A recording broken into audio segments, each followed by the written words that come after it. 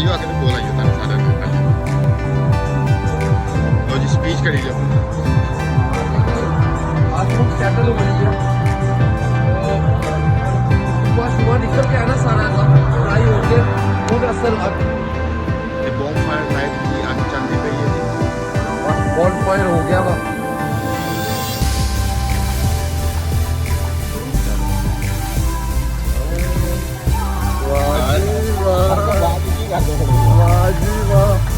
ਵਾਹ ਵੇ ਇਹ ਤੇ ਗੱਡੀ ਉਹ ਵੀ ਨਹੀਂ ਆਣੀ ਬੰਦੀ ਉਹਦੇ ਮਿਊਜ਼ਿਕ ਬੜਾ ਵਧੀਆ ਹੈ देखो बहुत शानदार है क्यों भाई इसमें